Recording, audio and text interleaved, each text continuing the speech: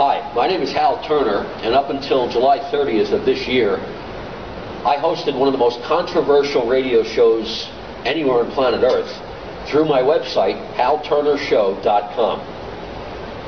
At the end of July, I was under so much pressure from the media, special interest groups, and the federal government that I just couldn't sustain the show anymore. They used every tactic possible to get me off the air because I was revealing information that they didn't want the public to know. Earlier this week, I published on my blog spot, which is halturnershow.blogspot.com, a story that the United States government shipped 800 billion Ameros to the China Development Bank in preparation for the collapse of the United States dollar as a currency. A lot of people around the world visited my blog. Many were astonished that this claim was being made, and a lot of people thought it was a hoax. Well, ladies and gentlemen, it wasn't a hoax. I have one of the Ameros from that shipment. This is an Amero. Now, hopefully the camera can zoom in enough so that you can see the face of the coin. And now I'm going to turn it around so that you can see the reverse of the coin, because the reverse is really important. It says Union of North America along the top. It's got an eagle. Here it says 20 Ameros. The number 20 is down here. North America, the map, a highlighted relief of North America is in the center. Big A on this side, and what's most important, right down here below the A, I hope you can see it, is the letter D. Get up and show you that a little bit. Maybe we can bring the camera in closer. We're looking for the little letter D in the bottom below the A. That indicates that this coin was minted at the Denver Mint in Denver, Colorado. And what's even better is, on the front, at the bottom, look at the year. This was minted in 2007. And I'm going to sit back down, and I'm going to bang this coin on the table here so you can hear that it's actually a metal coin. This is one of the Ameros that was destined for the China Development Bank.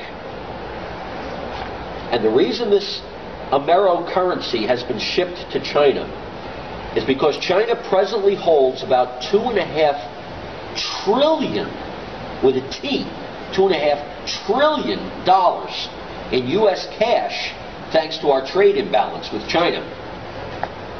Governments around the world now understand that the U.S. dollar is going to become worthless. It's going to get exhausted as a currency, simply because the United States federal government is spending so much money that it has to borrow 80 to 90% of the savings from around the entire planet in order to fund its deficit spending.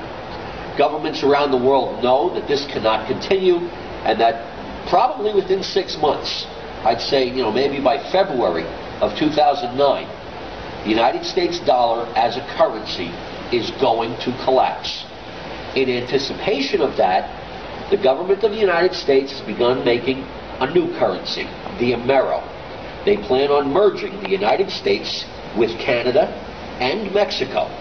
And this Amero currency will replace the U.S. dollar, the Canadian dollar, and the Mexican peso. Those of you who thought that my report about Ameros being shipped to China would do well to take a good hard look at this coin. This is irrefutable proof that shenanigans are afoot at the highest levels of the U.S. government, the Canadian government, and the Mexican government. So let me explain to you what's going to happen, how the U.S. dollar is going to collapse. At some point, the amount of money that the United States of America owes and the interest charged on that money will be unserviceable.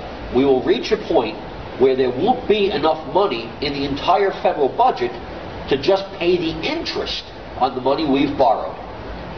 On the day that that happens, the Treasury Secretary of the United States will declare a force majeure, a force greater than they can control. And when that happens, that is going to be a repudiation of the United States debt. Now, most citizens will have no idea what it means when the Treasury declares a force majeure.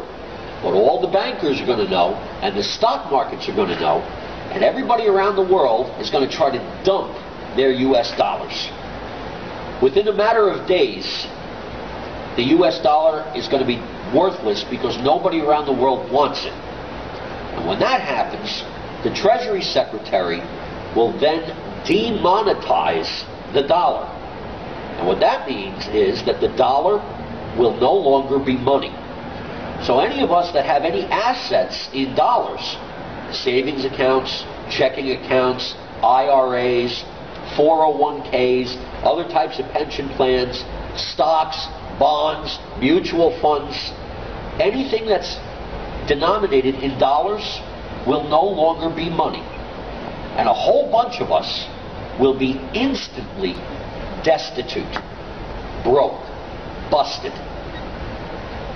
And the government is hoping that there's enough panic in the general populace so that they can come out and say, look, the only way you can possibly hope to get any of your hard-earned money back is if you accept this Amero as currency. And we'll give you, 2 cents on the dollar for what you used to have.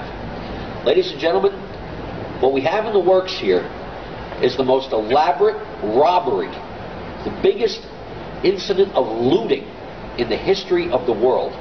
And the plan is that everybody who's a middle-class person, average, common working person, gets taken for all their money and is forced to accept pennies on the dollar for this new Amero currency.